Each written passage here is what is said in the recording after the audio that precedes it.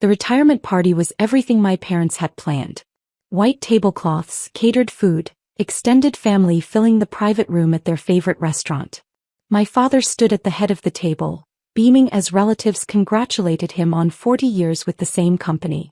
My mother sat beside him, radiant in her new dress, already talking about their cruise next month. I sat near the middle of the table, quiet as always. My brother Jason occupied the seat of honor beside Dad, mid-story about his latest career move.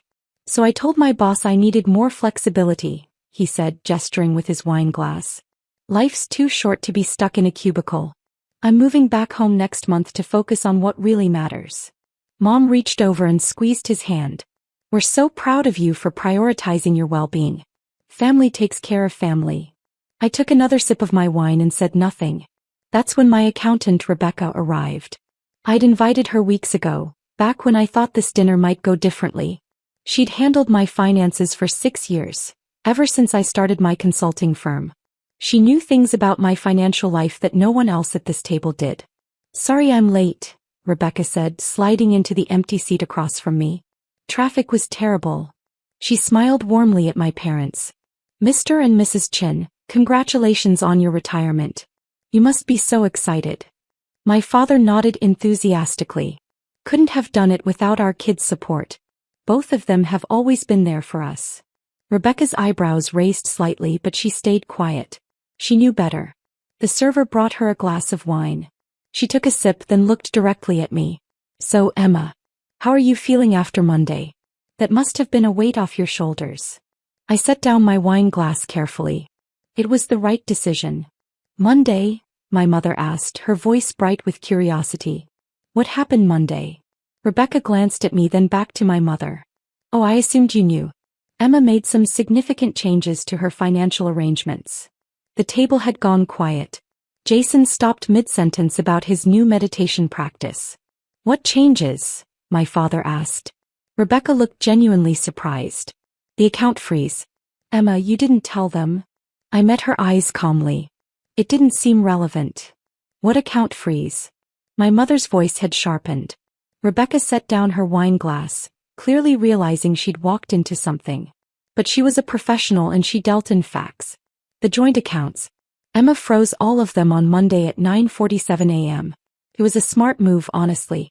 She'd been the sole funding source for 6 years, and the documentation was very clear about ownership. My brother's face had gone pale. What are you talking about? The accounts, Rebecca said, pulling out her phone. She always kept records. Let me see. Monthly transfers totaling $2,450 to the mortgage account. Another $800 for the car payments. $650 for insurance. Various credit cards averaging $1,200 monthly. Plus the investment account contributions of $500 monthly. Over 6 years, Emma's funded approximately $147,000 in family expenses. The silence at the table was absolute. My father's voice came out strangled. Emma, what is she talking about? I took another sip of wine. Exactly what she said. I've been paying your mortgage, car payments, insurance and credit cards since 2019. The accounts were in my name. You just had access. That's not possible, my mother said. We pay our own bills. Rebecca scrolled through her phone. I have the bank statements right here if you'd like to see them. Emma highlighted them in yellow before the freeze. Every transfer is documented. The mortgage account shows transfers from Emma's business account on the 1st of every month. The car payment account shows transfers on the 15th. The pattern is consistent for 72 months. Why would you do that? Jason demanded. I looked at him calmly. You asked me to. In 2019, when you quit your job to find yourself and moved back home. You said Mom and Dad couldn't afford to support you and pay all their bills too. You asked if I could help for a few months. I said yes. The memory hung in the air. Jason's face had gone from pale to red. That was 6 years ago, my mother whispered. Yes, I said. It was supposed to be temporary. Then Jason got his job back after 8 months, but no one mentioned stopping the arrangement. Then Dad got his promotion in 2021, but no one mentioned stopping the arrangement. Then Jason moved out in 2022, but no one mentioned stopping the arrangement. So I kept paying. Why didn't you say something? My father asked. I did, I said quietly. 3 times. Once in 2020, once in 2022, and once last year. Each time I was told that family helps family, and that I made good money from my business, and that it wasn't a burden for me. Rebecca nodded. The notes in Emma's file confirmed this. She documented each conversation. My mother's hands were shaking. But we paid the mortgage. I see the payments go through every month. You see my payments go through, I corrected. The account is in my name. You have access to see the balance and transactions, but you've never actually funded it. Neither has Dad. The credit cards, my father said suddenly. We pay those. Rebecca shook her head. Emma pays the full balance monthly from her business account. You charge to them, but she pays them. The statements are all addressed to her business address, not your home. Jason found his voice. So Monday. What happened Monday? At 9:47 a.m. I called the bank and froze all accounts, I said. I removed everyone's access except my own. The accounts are still in my name, still technically active, but no one else can use them or view them. Why? My mother's voice broke. Because Sunday night Jason called me, I said, looking at my brother. He told me he was quitting his job again and moving home. He said I'd need to increase the monthly transfers to cover his expenses too. He said it was only fair since I didn't have a family of my own to support. Jason's face had gone purple. I didn't mean it like that. You said, and I quote, you're single with no kids. You have more money than you need. Family helps family, and right now family needs help. Rebecca winced. I said I'd think about it, I continued. Then Monday morning Mom called. She told me you and Dad were planning to retire 6 months early. She said you'd need additional support during the transition. She asked if I could increase the transfers by another $1,000 monthly. My mother's eyes filled with tears. We were going to pay you back. With what? I asked, my voice still calm. Dad's retiring. Jason's quitting his job. Neither of you has mentioned the $147,000 already spent. When exactly was the payback going to happen? The server arrived with appetizers. No one touched them. Rebecca cleared her throat. For what it's worth, Emma handled this correctly. The accounts were always legally hers. She could have frozen them at any time. She gave 6 years of support with clear documentation. And she made sure no bills would bounce by timing the freeze between payment cycles. What does that mean? My father asked. It means Emma froze the accounts after all monthly bills had cleared for March, but before April's bills would hit. It gave everyone maximum time to make alternative arrangements. The first bounced payment won't happen until April 15th, which is the car payment. That's 3 weeks away. 3 weeks, my mother said. How are we supposed to arrange everything in 3 weeks? I finished my wine. The same way most people do. You look at your income and your expenses and you make a budget. Dad's retirement package is substantial. Jason has severance from his last position. You'll need to adjust your lifestyle, but it's manageable. Our lifestyle. Jason's voice was sharp.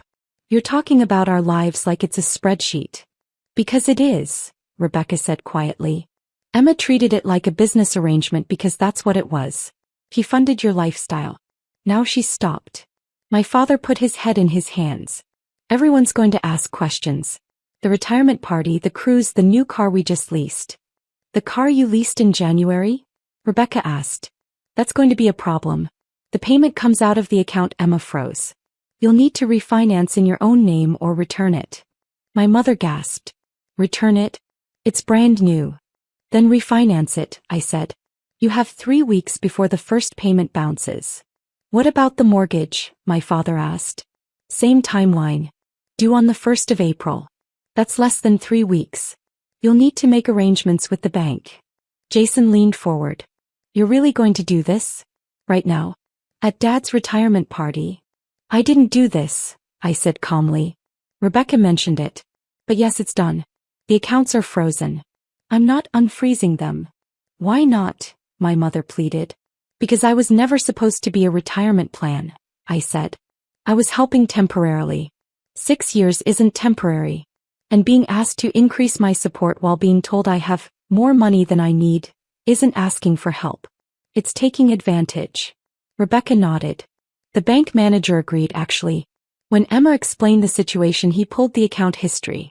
He said he'd seen this pattern before in elder financial abuse cases, but in this situation, it was a younger family member being exploited.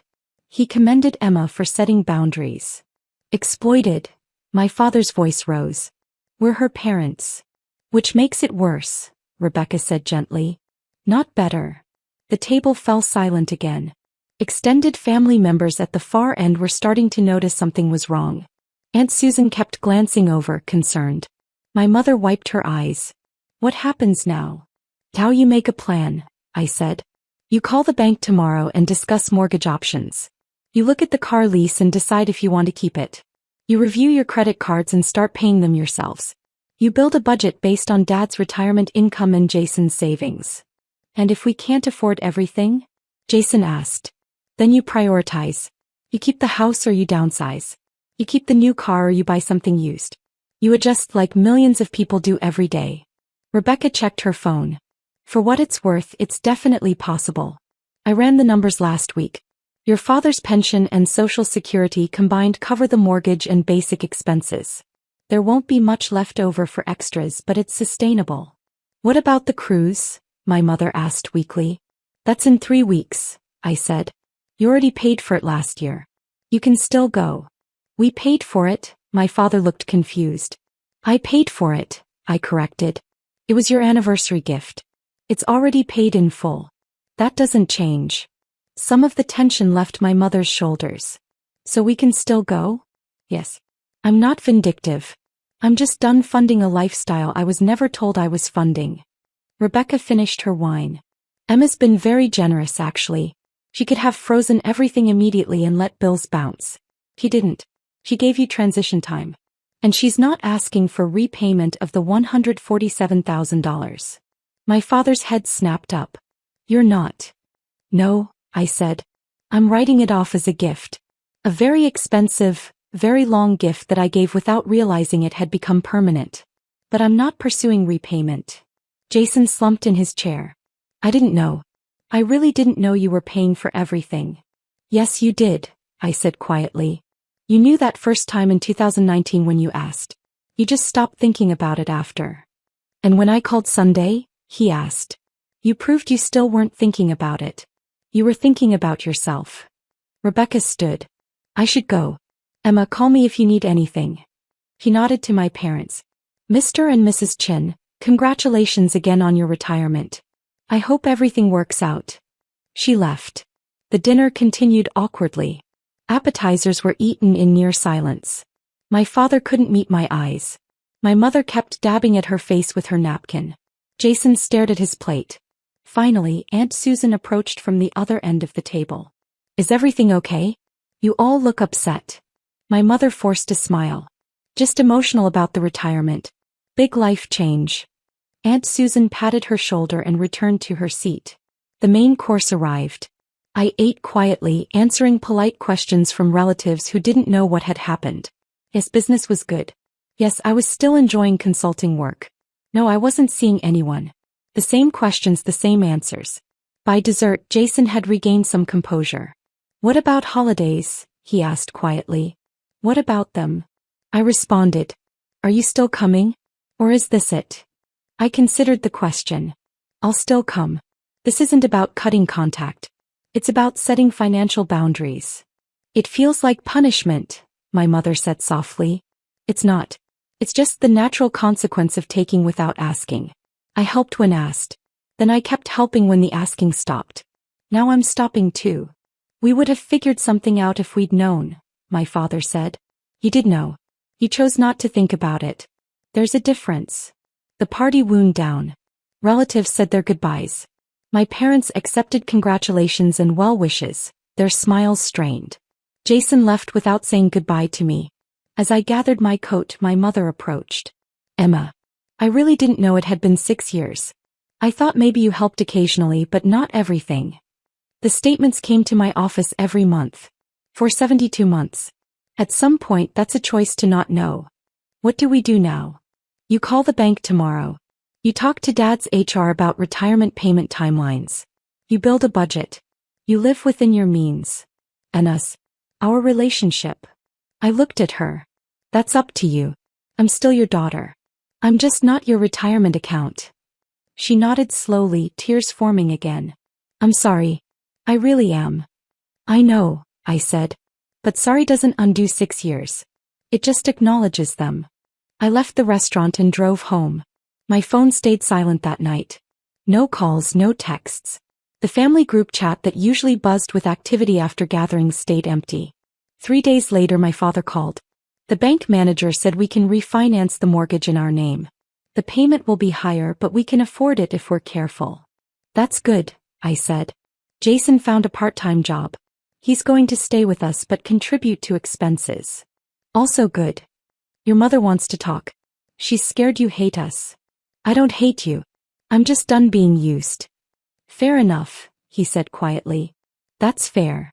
2 weeks later my mother called. We returned the car. Leased something smaller. The payments are manageable now. Okay. The cruise is next week. We're still going. You've been planning it for a year. Emma, she paused. Thank you. For the transition time. For not making the bills bounce immediately. Rebecca was right. You could have handled this much worse. I didn't want to hurt you. I just wanted to stop being hurt. Were we hurting you? She asked, her voice small. Every time I increased the transfers, yes. Every time I was told I had money to spare, yes. Every time I was told family helps family while helping only went one direction, yes. She was quiet for a long moment. I understand. I don't like it, but I understand. A month after the retirement party, I met Rebecca for coffee. She smiled when she saw me. How are you doing? Good, I said. Really good, actually. No guilt. None. My savings account is growing for the first time in 6 years. My business is expanding. I'm sleeping better. And your family? Adjusting. They're managing. The mortgage is refinanced. Jason's working. Mom and Dad went on their cruise. They're learning to budget. And you? I'm learning that helping and enabling are different things. I'm learning that boundary setting isn't cruel. I'm learning that I deserve to keep the money I earn. Rebecca raised her coffee cup. To boundaries. I clinked my cup against hers. To boundaries. My phone buzzed. A text from my mother. A photo of her and my father on the cruise ship, smiling in the sunset. The caption read, "Thank you for this gift. We'll never forget your generosity." I stared at the message. 6 years of payments, $147,000 of support, and what they'd remember was the one thing I'd actually intended as a gift. I didn't respond. I just turned off my phone, finished my coffee and went back to work. The silence, I'd learned, was its own kind of peace.